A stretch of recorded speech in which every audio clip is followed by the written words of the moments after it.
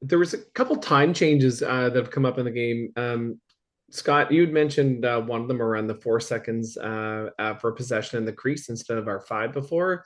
There's a few other with like 10-second rule and like back over connects into that. So maybe we just want to cover a little bit of the timing parts. Yeah, so one of the things with the timing, and we'll kind of look at it, but I'll kind of jump back a little bit. I talked earlier about the restraining lines roughly 40 feet away from the face-off at center. Um, in most of our venues, we should see hopefully a new center line. So for those that are familiar with hockey, you see the red line across the middle. We should have a red line or a white line across the middle of the floor, which is going to give us some judgment on a lot of the additional counts that we have. So as you mentioned, John, that 4 seconds to get the ball out of the crease.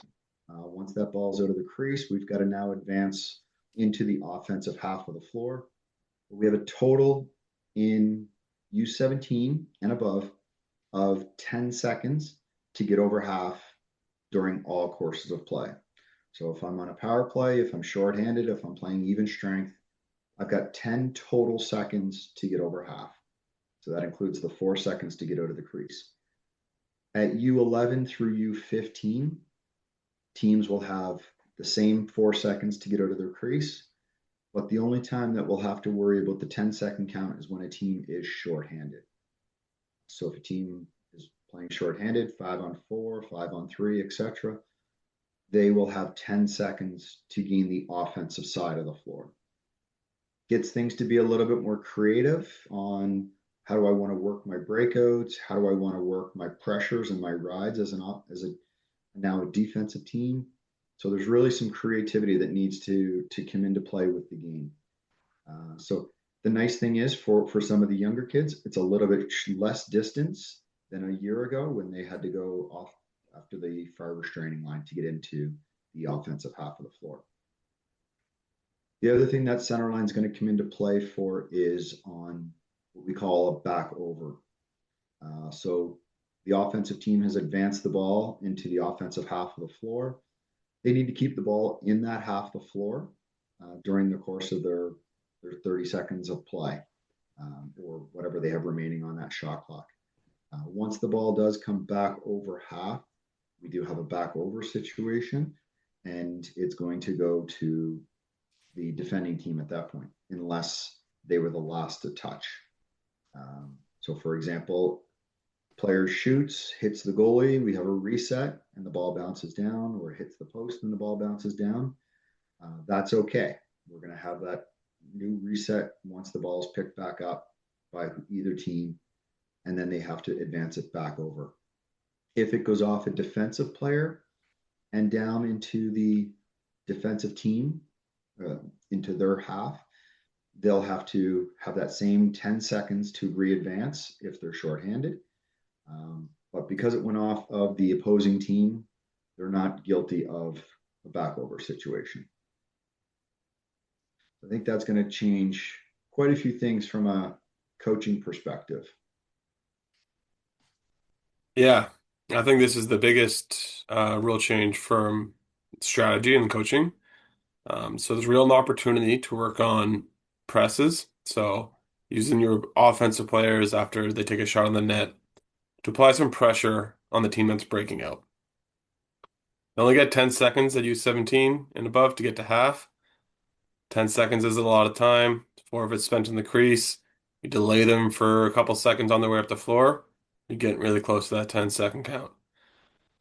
Then there's also the option of the deep press. So now we allow them to get center and we pressure from the back door. As soon as they get that center, they're under pressure and we're forcing that back over.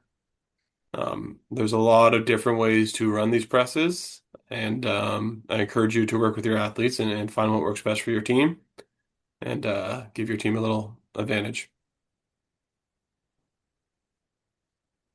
John, I'll note that the 10 seconds from U11 to U15 when you're shorthanded isn't new. It's just a location you need to go to.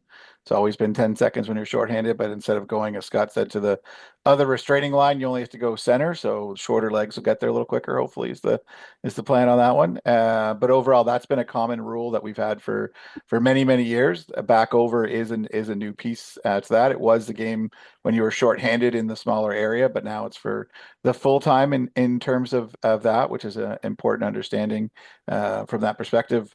One piece to add for the U17 is, as Scott mentioned, if you take a shot, hits the goalie, and comes all the way back over, that's not a back over. From that perspective, in terms of it's gone off the post or the opposing player, so we would wave off the back over.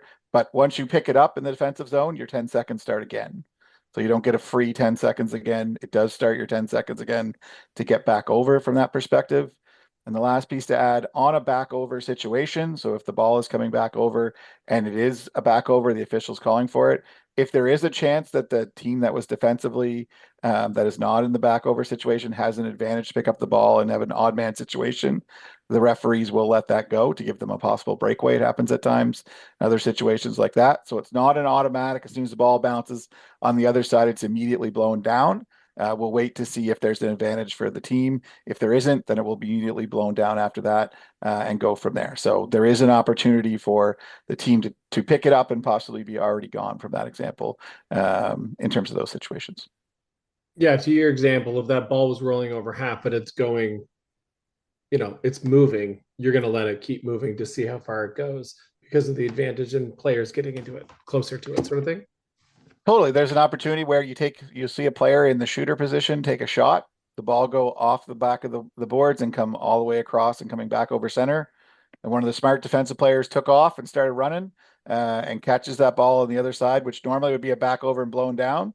Because they're on a breakaway situation, we're going to let them play that out and take advantage of the breakaway. So KJ said, being smart with knowing the 10 seconds defensively and pressing. There's also that breakout when the loose ball is starting to go down and you have that opportunity. Most kids just stop and are waiting for the whistle to go. Smart defender just keeps going and picks it up, and they can be gone on an odd man situation or a breakaway or anything like that. So I think to what KJ said as well, there's a whole defensive side to this on both sides of the ball that's important to be aware of.